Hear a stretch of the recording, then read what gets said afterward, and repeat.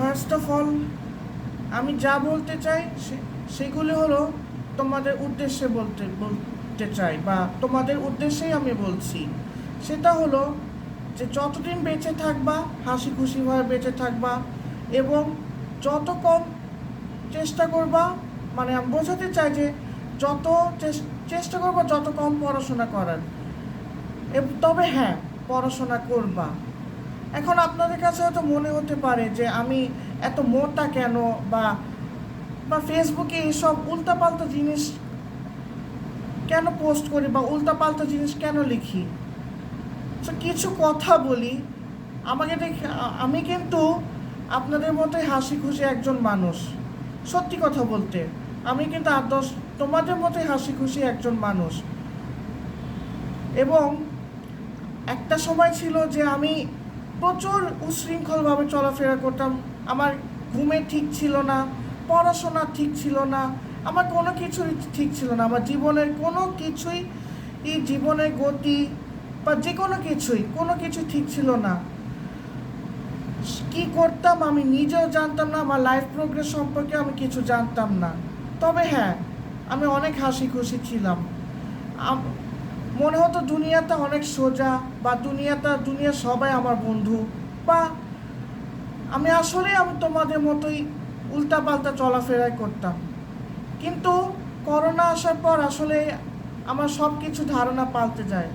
Corona আমাকে 4 দেয়ালের মধ্যে আটকে রাখে, এবং আমাকে প্রচুর বিষণ্ণতা এবং একাকিত্বের মাঝে ফেলে রাখতো। চাইলেও আমি বের হতে পারতাম না, চাইলেও আমি তোমাদের মতো হাসি খুশি থাকতে পারতাম না। চেষ্টা করলে আসলে হাসি খুশিভাবে থাকতে পারতাম না। আমি জানি না আমার সাথে যেটা হয়েছে সেটা তোমাদের সাথে হয়েছে কি না।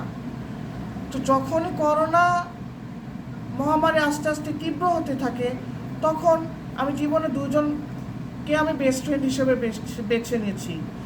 সেটা হলো এক হলো ম্যাথস, আর ম্যাথস হলো অঙ্ক, আর 2 হলো ওভেন বেক পাস্তা।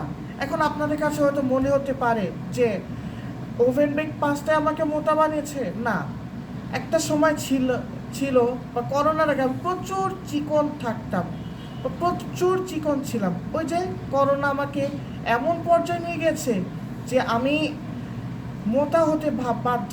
আমার যে খাবারের খুব বাজে অভ্যাস, ব্যাপারটা এমন না।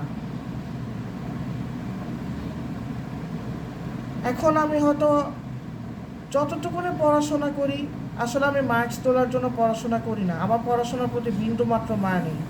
আমি বই পড়ি বা পড়াশোনা করি আমি আমার নিজের মুখের ভাষার জন্য।